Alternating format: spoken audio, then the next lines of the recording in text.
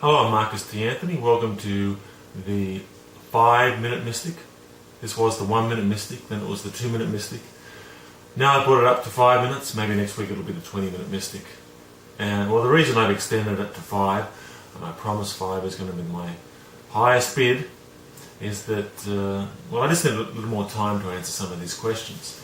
Now, today's question comes from Graham, and this is what Graham says. It's actually a series of related questions, and it's a very, very common question. And people who read my book, Discover Your Soul Template, I often ask this question because in the book I go into the idea of getting in touch with different parts of your own psyche, like the inner child and the sage or the wiser part of yourself and other parts of the psyche. So now this is the question that Graham has. He says, during meditation I hear a strong voice. I assume it's the ego, and a quiet voice that comes from much deeper. Also, it's hard to register what the quiet voice is saying and showing me, as it is right on the verge of sleep and hard to understand. How do you better connect with the quiet voice, and how do you distinguish what part of you the voices are? Ego, sage, child, etc. Okay, the first thing I'll say is that voices are quite tricky. When it comes to trusting intuition, voices are probably the last thing that I would trust. You really need to develop a good relationship with your own intuitive mind and the voices within yourself before you start to understand where they come from. Because our minds are embedded within a sea of information, and our minds are also multi-layered, even within themselves.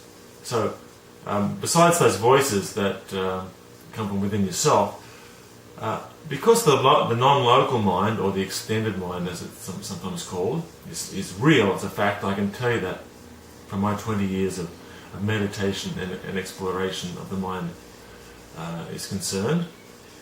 Our own thoughts are entangled with other people's thoughts. And so other people around you are constantly bombarding your mind with input, and including the people, especially the people that we're emotionally attached to. So if you're making a decision, for example, about whether to go overseas to work, and you tell everybody in your immediate circle of friends and family, chances are some of those people will start to message you and start to influence your mind. Maybe, for example, and I use this example in the book, if your mother has abandonment issues, maybe she's getting older, she doesn't want you to go overseas, she'll start to send you a little message to pull at your mind and saying, don't go, don't go. You know, stay with me, you need me, you've got to look after me. And that's just one example. So it's tricky with voices that are in the mind. Is that the voice of intuition when it says don't go overseas, or is it somebody else's voice telling you don't go because they want you to, they have an agenda? Okay, I tend to trust feelings more than voices when it comes to the intuitive mind. And again, you have to get in contact with the different kinds of voices within yourself. So, the different kinds of feelings within yourself. Because those feelings, again, come from different parts of yourself. The best way to get in contact with the deeper mind is to begin in a state of presence, in a state of silent presence, free of attachment to any ideas or desires, or any excitement about the possible future, or any fears about the remembered past.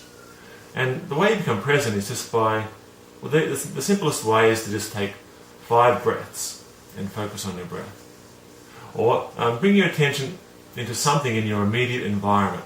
It could be, say, just a simple thing like a coffee cup on the table. And just gently bring your focus onto the cup.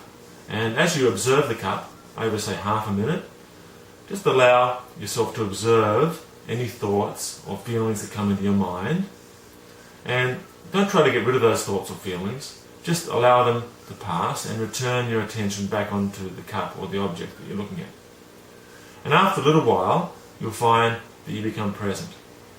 Now, when you are present and when you feel that your mind is relatively calm and silent, then you can ask a question about something about maybe your future. Any question. Maybe it might be an issue that you're experiencing in terms of your own spiritual or psychological development, or in terms of a relationship. You can ask that question when you're in that quiet state, and then the feelings that come up will tend to be more spontaneous from the higher self. Now what you need to do though is practice that, because it's quite tricky at first. So it really does take time to be able to develop this relationship with the mind, with your own mind. So basically what you're learning to do is witness from above all those different parts of yourself. So you become the master of your own mind rather than a servant of your own mind. You become a servant of your own mind when the inner child is controlling you.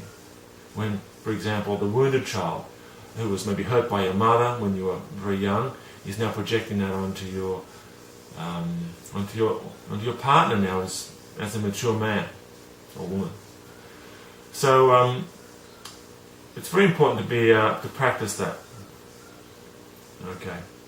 So set aside time each day just to allow yourself to develop that relationship with your own mind, and ask questions.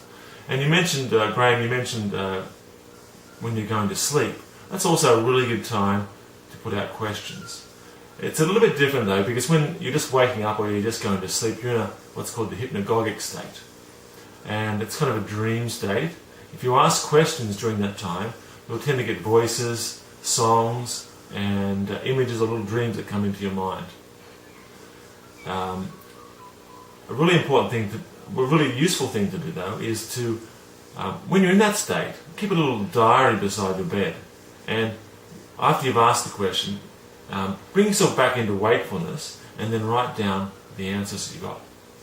And you can do this also deliberately during your meditations during the day, where you relax very deeply. This is a different kind of meditation from the normal mindfulness meditation. This is kind of like a dreamy state meditation. When you do the dreamy state meditation or the light trance, you deliberately try to put yourself almost into sleepiness and then ask the question.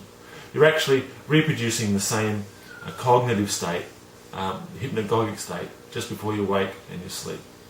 If you practice that and you bring yourself out of it and then write down your answers, or even record it into a tape recorder or your mobile phone, because most mobile phones have a recording facility these days, it will start to develop the connection between the intuitive and the rational mind, between the ego and the higher self or the witness, the inner child and the witness. So I hope that helps you.